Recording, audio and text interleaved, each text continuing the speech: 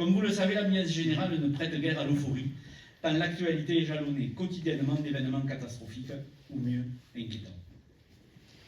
Qu'elles soient politiques, économiques, environnementales, et bien souvent issues de la folie meurtrière des hommes, les crises auxquelles nos sociétés font face sont aujourd'hui, à bien des égards, inédites par leur ampleur et leur concomitance. Une situation qui favorise malheureusement le chacun pour soi et le rejet de l'autre.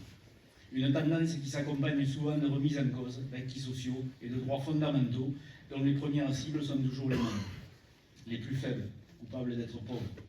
Les migrants, coupables de fuir la misère et la guerre. Sans oublier les femmes, coupables de vouloir être l'égale des hommes. L'heure est donc plus que jamais à la solidarité et à la résistance face à la tentation du repli sur soi.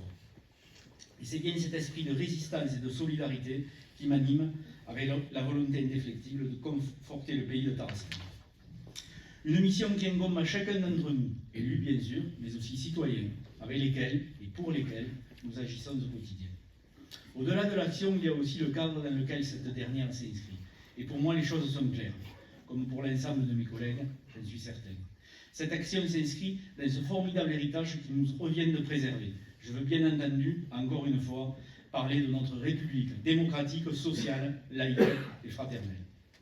Ce cadre qui aujourd'hui nous semble si naturel, dont il nous faut répéter et répéter encore que son avènement n'a été possible qu'au prix de luttes féroces contre les pouvoirs dominants, et que rien n'est acquis éternellement, comme l'actualité du monde nous le montre chaque jour. Je sais qu'il est de bon ton en ce moment de décrier les règles et avec elles les lourdeurs administratives. Cela existe et je suis parfois le premier à en regretter l'inflation ou les interprétations extensives. Mais je sais aussi qu'il faut faire attention à ne pas tomber dans le piège tendu par les tenants d'un libéralisme effréné qui brandissent le totem de la liberté et la suppression de toute entrave pour permettre en définitive le développement de leurs seuls intérêts privés.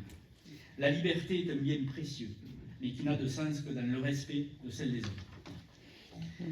La loi est là pour protéger les plus faibles. C'est l'essence même de l'état de droit qui nous appartient de défendre, de construire et d'améliorer au fil du temps.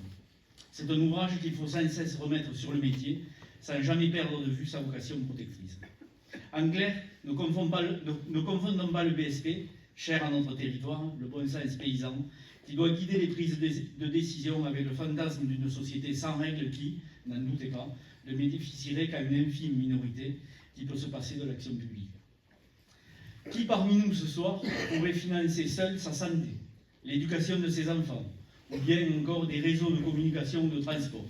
L'action publique seule peut assurer véritablement la solidarité entre les territoires et ainsi tendre vers plus d'égalité entre les citoyens. Comme la laïcité seule nous permet de vivre ensemble, quelles que soient nos différences religieuses ou philosophiques. Et comme seule la fraternité nous permet d'exercer pleinement notre humanité. Alors, que fait la communauté de communes de Tarascon, me direz-vous, dans ce monde de brut? Elle tente tout simplement d'apporter sa pierre à l'édifice. Une communauté des communes qui est aujourd'hui un peu plus qu'avant au cœur du territoire, comme notre carte de vœux le montre, j'y reviendrai. Une communauté de communes qui se veut ouverte à tous les habitants du territoire. Une communauté des communes, comme je le rappelle souvent, qui n'est que l'émanation des 20 communes qui la composent et de celles qu'elles veulent bien et de ceux qu'elles veulent bien en faire. Une intercommunalité, ce n'est pas qu'un président qui a la charge de veiller à l'exécution des décisions du conseil communautaire. Et je voudrais tout d'abord commencer par remercier l'ensemble de mes collègues élus qui sont derrière moi, les 37 délégués communautaires qui se réunissent quasiment tous les mois et doivent me supporter pendant souvent plusieurs heures. Merci surtout pour leur soutien et leur engagement symbolisés par des délibérations prises, à quelques rares exceptions près, à l'unanimité. C'est en effet une satisfaction de constater que malgré nos différences, nous puissions globalement avancer tous ensemble pour agir dans une orientation partagée. Une feuille de route clairement annoncée en 2020, validée par un projet de territoire en juillet 2022, et dans une parfaite continuité des mandats précédents. Alors, comme il est de coutume, je me dois de faire un point sur les dossiers importants ou actions marquantes de notre collectivité.